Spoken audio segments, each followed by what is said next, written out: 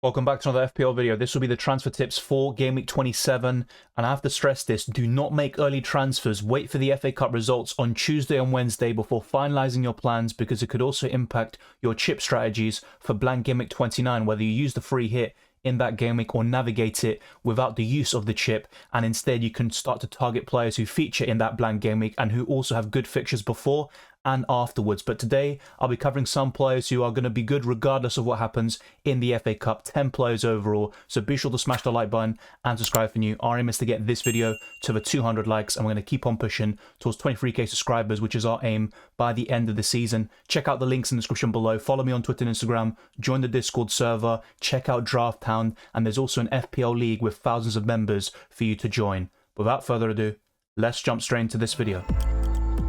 The first buy of this video is Dominic Solanke, a very simple one. He is the most transferred in player at the time of this recording, which is before the Monday night match between West Ham and Brentford to finalise Blank Gameweek 26. So Solanke has been transferred in by over 170,000 FPL managers. He has just gone up in price overnight to 7.1 million, and his ownership is rising, and it's going to only increase. By the time we get to Double Gameweek 28, he could go up to 40% ownership. I'd be very surprised if he doesn't reach a figure like that. He's got 14 goals for the season, 3 assists, 22 big chances, and he offers tremendous value at this price. And you look at the fixtures, it's a sea of green up until Game Week 32, and he's got a double in 28, where if you haven't used the triple captain, I'd heavily consider using it in Double Game Week 28 against Sheffield United at home and Luton Town at home. It's as good as you get in terms of a set of fixtures, both at home against very weak defences. His underlying numbers are just ridiculous. 79 shots, 71 of them inside the box. His XG is 14.63. So Solanke is a very easy buy. If you can't get to him this week, or you don't want to sell a striker in Game Week 27, then buy him for Double Game Week 28. Do not go without Solanke for that Double Game Week. He's by far the best option from any Luton Town or Bournemouth player, and Solanke's fixtures, as I mentioned earlier, are fantastic until Game Week 32. He's likely to blank in Game Week 29, but let's see what happens in the FA Cup. It depends on Bournemouth losing to Leicester and also Wolves losing to Brighton. If those two results happen, Solanke will feature in Game Week 29, and as a result, he could also be a very good way of navigating blank Game Week 29 without the use of the free hit chip, but it is quite unlikely at this stage. Either way, even if you're free hitting or not, Solanke is a buy for Game Week 27 and Double Game Week 28. Heung-min Son has entered all the categories for the transfer tips this season. So 2 weeks ago for Game Week 25, I told people to skip him because some people were buying him specifically for Game Week 25. Then he was going to blank in 26. But I always mention Game Week 27 and beyond, that's the best time to buy Heung-min Son. We've approached that time. And for those that had Heung-min Son last week for blank Game Week 26, I talked about holding him because he's a very good way of getting in early on the Spurs assets, covering blank Game Week 29, where Spurs have a confirmed fixture against Fulham. Remember, there are only 3 games that are confirmed to take place so far in Blank Gameweek 29. Fulham versus Spurs, West Ham versus Aston Villa, and the other one is Burnley versus Brentford. Apart from that, all the other games are up in the air, and all of them could blank theoretically, but we are expected to have 4 to 5 fixtures at the end by blank Game Week 29. But Heung-min Son is a great option for Game Week 27 and 28, facing 2 of his favourite opponents. I believe he has 8 goals against Crystal Palace, and against Aston Villa, 6 goals in 8 games with 1 assist. So he really likes to play against these teams. And afterwards, Fulham away, Luton Town at home, and West Ham away. Very good fixtures there for Heung-min Son and other Spurs assets. He's priced at 9.6 million. His ownership is 16.1%, but that's only going to increase this week and also as we head into blank Game Week 29. For people using the free hit chip, Heung-min Son is essential for that blank game week and arguably the best captaincy option there. He's got 12 goals and 6 assists for the season. Good underlying numbers like an XGI figure of 11.81 and 142 FPL points. He's still right up there in terms of FPL points scored amongst any player. Saka has usurped him recently. It's going to be a tight battle, I think, for the second highest scoring midfielder. I think Salah will win it in the end, but you just never know. Saka is in incredible form, and Heung-min Son is capable of some great things from now until the end of the season. So Heung-min Son is a very easy buy, and I would argue is the best midfielder to buy from Game Week 27 to 31. You might be struggling to buy a defender this week. I talked about selling the likes of Estupinian in Game Week 26, and I think Gabriel is still one of the best defenders to purchase. And if you already got Saliba, or you've got David Raya in goal, maybe another Arsenal defender, it doesn't matter. I still think going for that double up is well worth it for the long term. There is a likely blank in 29, and even if that game takes place, it's against Chelsea, where the Blues could score. Man City away looks extremely tough, but beyond that, I think Arsenal can keep clean sheets in most games until the end of the season. They've got the best defence. They sometimes concede very few chances, like against Newcastle, but they still manage to not keep that clean sheet, which can be very frustrating. But if you were to double up on any defence this season, I think Arsenal is the best way to do it with Saliba and Gabriel. His ownership is 25.6%. He's got 3 goals and 1 assist for the season, an XG figure of 3.11, 5 big chances, and 96 FPL points. His price is 5.2 million. I might well buy Gabriel this week to replace Estupinian, who I've had enough of. He's not getting the minutes at all. With Gabriel, there is no risk at all of rotation, like we saw at the beginning of this season. That was quite a fluke, and I was very surprised by it at the time. But Gabriel is the best defender to purchase if you are free hitting in Gameweek 29. At this point of the season, there are 6 contenders for Player of the Season: Rodri, Foden, Erling Haaland, Saka, Salah, and Declan Rice. And Foden is having the season of his life. He is starting every single game for Man City, and normally we would avoid Foden because he gets a run of games, he's doing really well, then he's benched for 5, 6, 7 games in a row. But that isn't the case this time round. I'm not saying that Foden will never be benched from now until the end of the season. I think there will be a time where he is benched, especially with the FA Cup and the Champions League coming into play, forming a congested fixture schedule for Manchester City. And you look at the next 5 fixtures, they look awful, and couple on top of that the very likely chance of Man City blanking in 29, so that fixture against Brighton won't go ahead. But I still think Foden is worth holding on to for at least one more game week. He's facing Man United at home. He did really well in this fixture last season, scoring a hat-trick. The same goes for Erling Haaland. And whilst he might not get to that sort of figure and number of FPL points in Gameweek 27, I still think he could cause damage and be a great captaincy contender this week. Do not sell him at home to Man United. You might be thinking of doing Foden to Salah or Son. I understand that, but I wouldn't sell Foden this week. I would rather sell a Gordon, a Palmer, a Hwang Hee-chan even, or another midfielder. But don't sell Foden at home to Man United, who have considered the second most shots of any team in the Premier League, only behind Sheffield United. In terms of Phil Foden, his ownership is over 32%. He's got 9 goals and 7 assists for the season, 74 shots and 143 FPL points. He's creating a lot of chances. I believe that's over 50 for the campaign. So Phil Foden is an easy hold, potentially beyond Gameweek 27 as well. Against Liverpool away, he can do well. Arsenal at home in Gameweek 30 and Aston Villa at home in 31. After that, Man City have a great fixture run until the end of the season. But whatever you do, keep Phil Foden for Gameweek 27. I talked about selling Bodro around Gameweek 24 when he had 2 home games in a row, then a blank in 26. But if you still have the Spaniard at this point, I think it's worth holding on to him. He's likely to feature in Gameweek 27, but that isn't confirmed. Wait for more information and updates. Ange Postecoglou said over a week ago that Bodro will be out for a couple of weeks and that he's hoping that he's only missing the 1 game, but he should be available for Gameweek 27 or 28. And if you're looking to navigate 29 without the free hit, Bodro is a very good way of navigating that blank game week and instead focus on selling other defenders like Estupinian, who won't feature very likely in Gameweek 29 and who also aren't getting the minutes in the short term in Gameweek 27 and 28. In terms of Bodro, his price is 5.7 million and his ownership is still over 17%, but it was over double the last time I covered him over a month ago. He's got 0 goals but 8 assists, 10 big chances created and 87 FPL points. Spurs aren't that great defensively, but there could still be 1 or 2 clean sheets over the next 5 game weeks and, more importantly, bonus points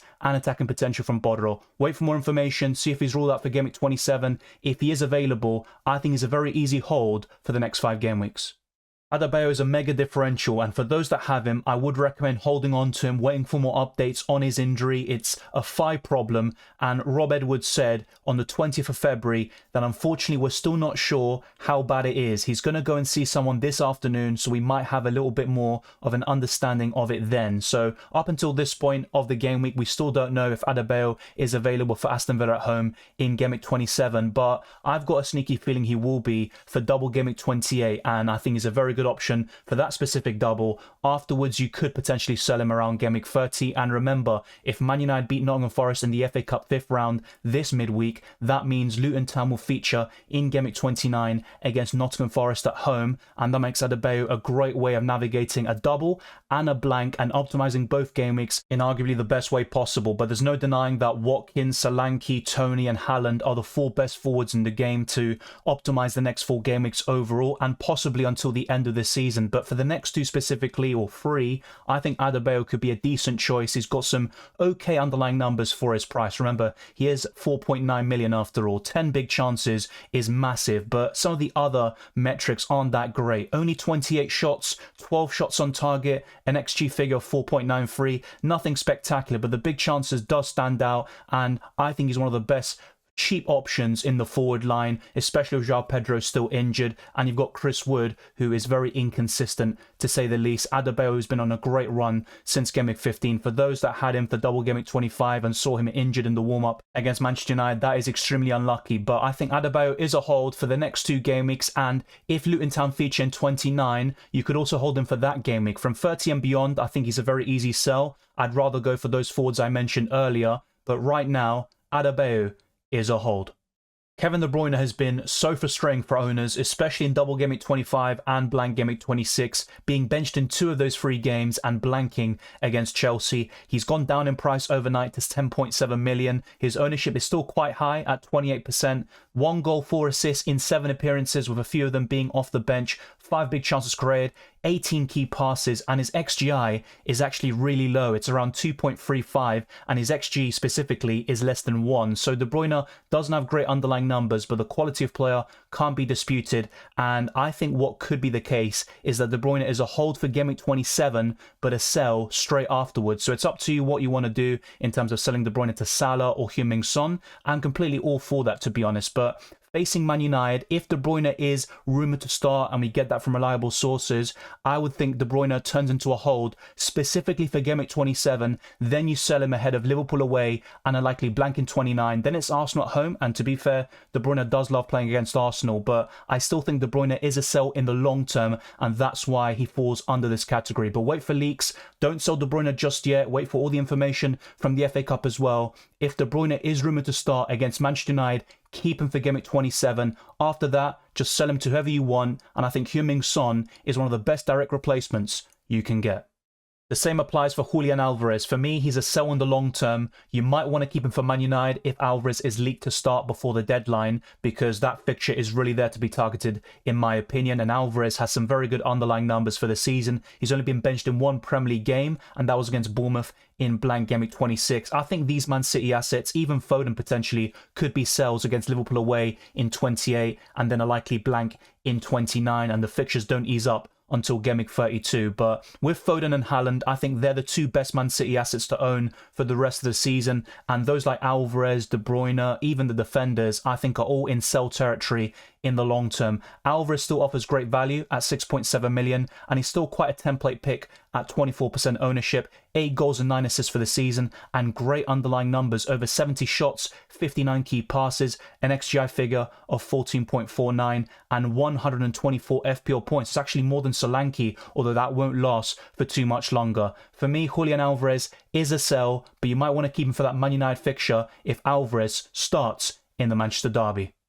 Kelleher was man of the match in the Carabao Cup final, making 9 saves. You could argue Van Dijk with a winning goal and a great overall performance, and also Petrovic from Chelsea. Those three really stood out in that Carabao Cup final and ensured there weren't many goals scored in that game, apart from the offside goals, which is kind of football heritage in these matches between Chelsea and Liverpool. But Kelleher for me is a skip if you're looking for a goalkeeper who's really cheap and who can really fill in whilst Alisson is out. Kelleher's a good option for Game Week 27 specifically, I'm not going to deny that. But then it's Man City at home, a likely blank in 29, and Liverpool defensively don't really convince me when Alisson is out, and they still concede a lot of chances when the Brazilian is between the sticks, but he kind of prevents a lot of goals from happening. And whilst Kelleher has started Premier League games, Liverpool have conceded 13 big chances and an expected goals figure of 5.93 in 5 matches. That's not really that bad, but it's also not great. He is 3.7 million after all, and do I prefer Kelleher over Areola and Dubravka in Game Week 27? Yes, 100%. If you have Kelleher,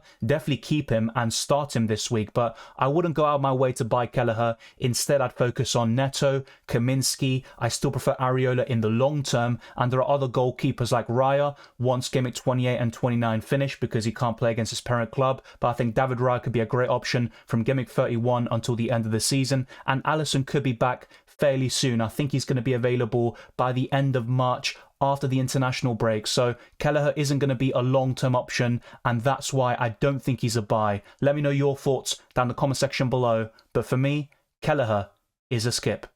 I covered him last week, but Mohamed Salah is going to be heavily talked about once again. We all know his underlying numbers. I've talked about him so many times in these transfer tips. He's mainly a buy. And for those that are free hitting in Game Week 29, Salah could be a buy for you. There's no denying that. He's a great option against Nottingham Forest, but he didn't make the Carabao Cup squad in the final on Sunday. He was close to making it. He might be available for Nottingham Forest, but there's no guarantee he starts that game. And unless Liverpool are really chasing or they need maybe someone to come on, they don't have enough players in the forward positions. And to be honest, they are quite limited right now with all the injuries they have. Maybe Salah will get the start, but they can't rush him back. They did so a little bit against Brentford, and that meant Salah missed out in the Carabao Cup final, and that could have cost them a trophy. So Salah, for me, the best FPL option overall. There's no denying that this season. I think Saka, Son, and a few others like Watkins run him close, but Salah is still number one, and he's a great buy from Game Week 30 and beyond, especially for those looking to navigate Game Week 29 without the free hit. I don't think it makes sense to go for Salah right now because it's Man City in Game Week 28,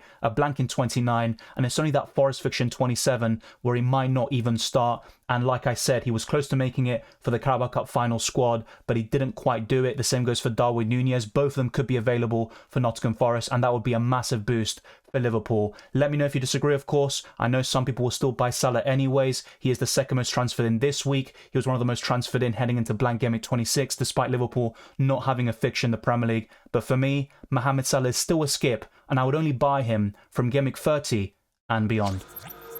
And there we have it, 10 players to buy, hold, sell and skip ahead of Game Week 27. Let me know if you agree or disagree with my classifications, and if there are any other players that you want my thoughts on in the comments section. Thank you very much for watching this video. If you enjoyed it or found it useful, then be sure to smash the like button and subscribe for new. Let's try to get this video to the 200 likes, and let's keep on pushing towards 23k subscribers and beyond. Follow me on Twitter and Instagram as well, DylanRCM, and check all the links in the description below for the Patreon, Championships Discord server, the FPL League, and Draft Hound. All of that is there. I wish you all the best of luck for Game Week 27 and the rest of the season, and I'll see you next time.